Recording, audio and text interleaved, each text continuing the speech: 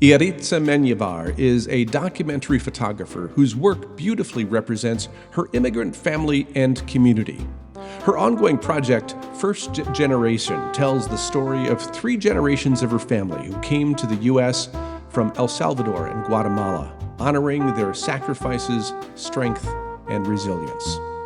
Her photographs have been featured in the New York Times Lens blog, and as a freelance photographer, she's worked with clients including the Washington Post, MIT, and Maine Media Workshops.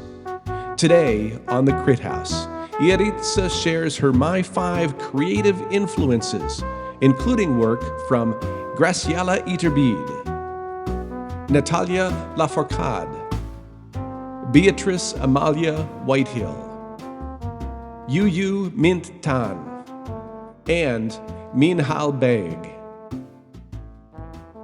I'm a photographer. I think my work is mostly known for my documentary work about my family, first generation, and talking about immigrant experience, being a first generation American, and what that is like for us and for our parents who immigrated here from other countries looking for a better life, looking out for family. So my work is very family oriented and kind of like a voice for the immigrant community. More recently, it's shifted a lot and it's more about identity and, finding out who we are, right? I feel like that's a journey that we all go through, regardless of our background. And no, I continue my photography practice. I freelance a lot, but I'm also an arts administrator. So I worked at the Griffin Museum for a bit, and now I'm at the Somerville Arts Council, working in a community that I actually grew up in. So it's nice to be where everything started. Well, so now I mentioned we have a show coming up at the Leica Gallery here in Boston, and you're doing that with Stella Johnson, who is a lovely friend of the program and one of my favorite people. Hi, Stella. And Konstantin Manos is represented in that. Tell us about the show so we can get some people over there. Yes, so I'm extremely excited about to be part of this exhibition at Leica Gallery in Boston, and it's about 3 generations of Leica photographers. So Konstantin Manos is it's his exhibit. Stella and I are in that group of generations. Stella studied under Konstantin Manos, and I studied under Stella. So it's cross generations. It's about photography and the how it changes in generations. So definitely come by. It opens July 17th at Leica Gallery Boston. So I hope to see everyone there. Well, it's on my calendar. So so you had our assignment of choosing 5 works of art that have influenced you in your creative journey. How did you go about the process of deciding what those images were? Was it a self-reflective process? Yes. So I was thinking a lot about that question. And I'm like, oh, it's so hard to narrow down to 5 photographs or 5 works of art. And I want to start off by saying that I learned to love photography through the eyes of many iconic photographers that we all know and super admire. Just to name a few, Marielle and Mark, Gordon Park, Sebastião Salgado, Diane Arbus, Joseph Kudelka, like all these photographers that we know The of, greats. right? Yeah. The greats, exactly. The ones who made us really want to love this practice. And apart from how they centered their craft in telling the story of other people, I think that was like my biggest inspiration. But then I started to think about too, how like what photography is to me now.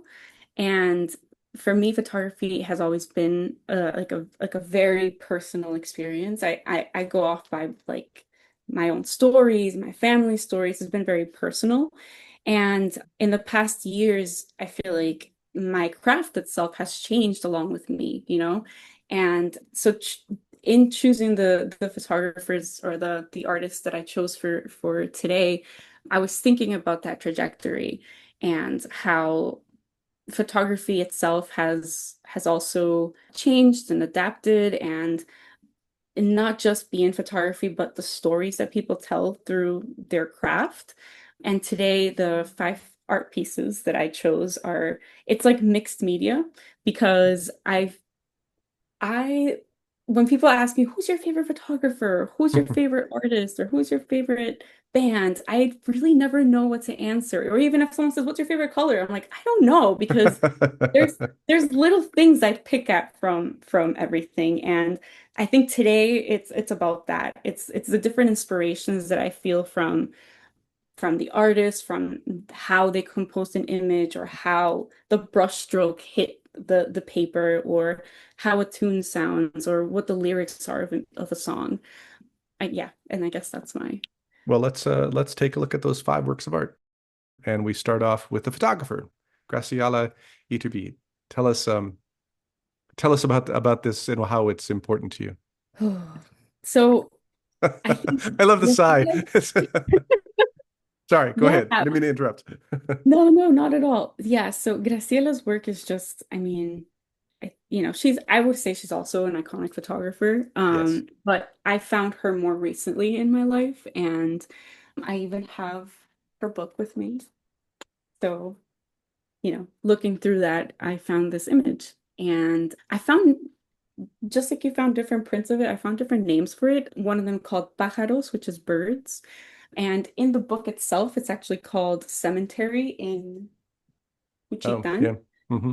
Either way, whatever portfolio it's from, to me, like it's about that moment, right? Like I feel like when we see this woman walking through that cemetery carrying the the logs or branches, I feel like we can hear the birds just like their wings flapping around. And as a photographer, being able to capture a moment like that, like it passes by like this in a second.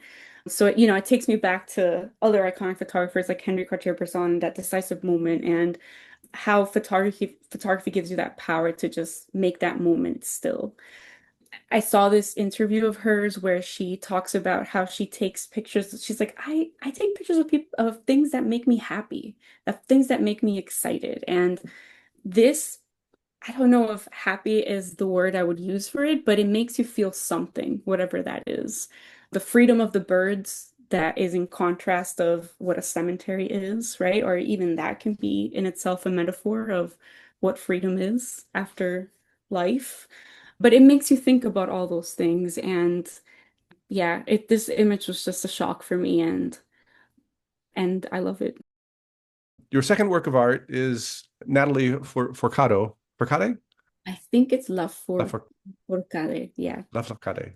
You sent this, and I had heard of her as a musician. I was not familiar, so I went and watched this video, which we can't play on the program. So I'm gonna link to it. I don't know if it's on this side or this side, so people can go to it. It's one of the most amazing music videos I've ever seen, and I think it's in one shot. Is that right? Mhm. It's It is. just And beautiful. yeah, and I think it's so telling of what the song itself is. The song is about your roots and how that makes you who you are. And to me, that was very special, right? Like I think that sometimes we can lose ourselves a little bit, and knowing where you're coming from, what your history is, what your family's history is, and what your roots are, like that in a way defines you, right? And that's what she talks about in this song. And the video itself, I mean, I like the song because of the words and the lyrics, and it was kind of like how do I say it? Like a support for me during like a tough time. Yeah. And I think it wasn't just the words, but when you look at the video, and I really highly recommend everybody to look at it, it's all about these people lifting up this one person, right? So it's like your history backing you up. Yeah. And to me that felt very powerful. And you know, I wanted to follow up with Natalia after Graciela Iturbide's work, because it's about heritage, it's about culture, it's about who you are and owning that.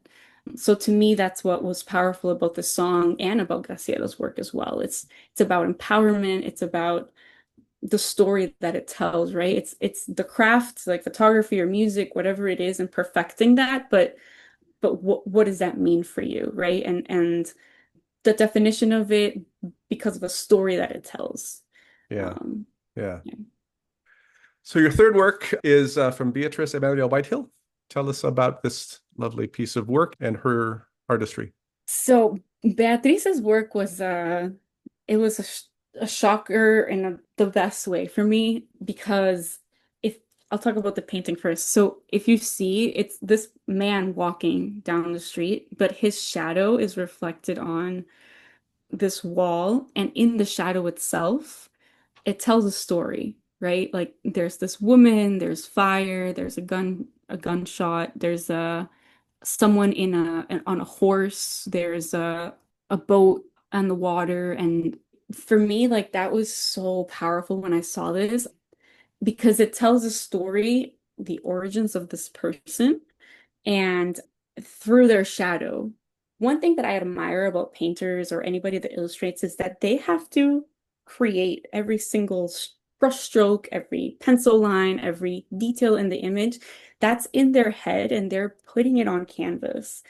And I've always so deeply admired that about painters or anybody that illustrates because it's like you're imagining this and you're putting it on paper. And for me, like the story that this image tells was so powerful and the colors that they're using, it just really stands out for me. Beatriz's work is about her Puerto Rican heritage and sharing the story of her people and her family. And I don't know, I guess it felt close to me because of that reason as well. But just the imagination of the images that she created is it feels very unique to me. When I started photography, one of the things that I admired a lot about other photographers is how they framed things. And actually, I studied under Stella Johnson for a very long time, and I tried to take any class that I could with her during college. And one thing that always stuck to me was like when she was teaching us, I was my first freshman year in college, she would say, think about the frame and like what you're putting in it, where you're putting it, and why. And then it was about light and about color and about the shapes coming together. And so when an artist does something like this, like what Beatriz is doing with her work, it's incredible to me. Yu Myint Than. I'm sure I didn't do justice to that pronunciation, but this is now your next work. Tell us about this. Yes. So Yu is a documentary photographer. And so going back to photography, she does a lot of film work. So and I just love the way that she sees. In this image specifically, I chose this image specifically because she talks a lot about memory, identity, and social justice. And her work centers on women's experiences, specifically in Myanmar, where she's from. And, it's a tough political situation in Myanmar, and Yeah.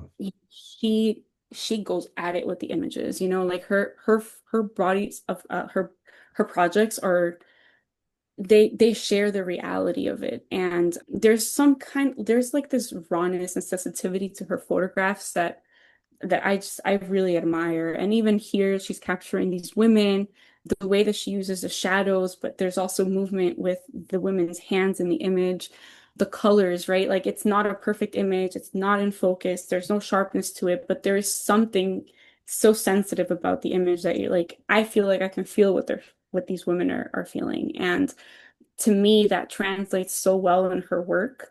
And even in other of her photographs, like it's documentary, she's documenting what's there, but it's different. There's some contemporariness to her images that I really enjoy. She breaks the rules too, like she uses the flash in a way that you know one would think, oh, I can't do that because it'll reflect differently, like in this image. Yeah, like Yes. this image. Yeah, Yeah, so it's like you wouldn't think to do that because you know that if you put your hand right in front of the flash, it's going to be weird, but it works, right? So totally. I love how she experiments with her photographs and like I said again, just breaking the rules, and but in that process, she's sharing such a powerful story.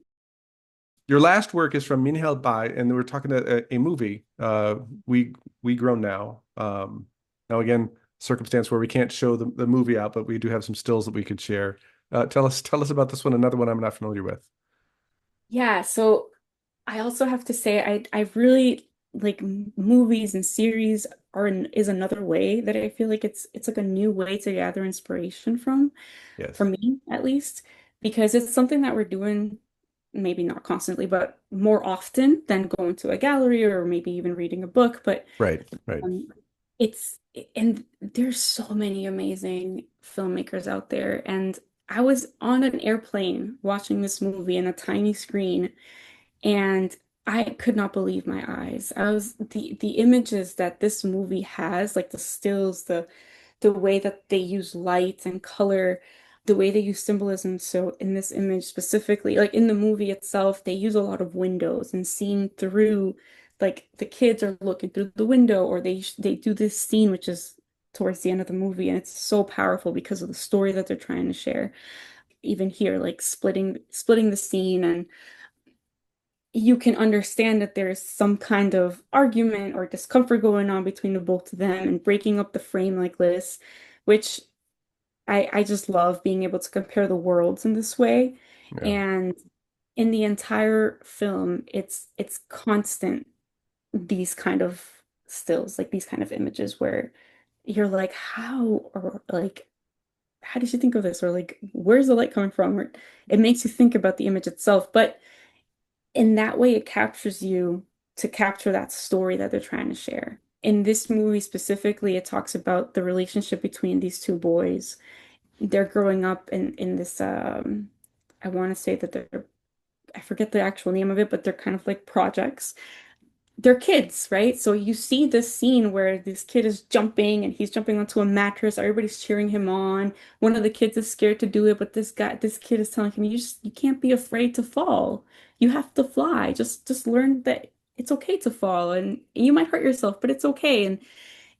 And at the same time as they're being kids, they're also living through these complexities, right? There's scenes where there's cops coming in through their home and arresting people and shooting people. And so it's that reality where it's like you're a kid, you have these magical moments, but you're also in this world that you can't escape, and you have to live as an adult. So this movie is just so powerful, not just because of the story, also the visuals in it, and I really highly recommend everybody to watch it. It's on Netflix. Well, I have now my next movie in the queue. Thank you for thanks for sharing it. I appreciate it. Iaritza Menjivar, it's what a pleasure to talk to you. Thank you so much for joining us. And again, what is the show is opening on July, what's the date? On Thursday, July 17th. Thursday, July 17th at the Leica Gallery in Boston with Stella Johnson and featuring Konstantin Manos. Again, what a pleasure to talk to you. Thank you so much. Thank you, Jeff. I just want to say it took a while to get here, but I'm glad we did it now.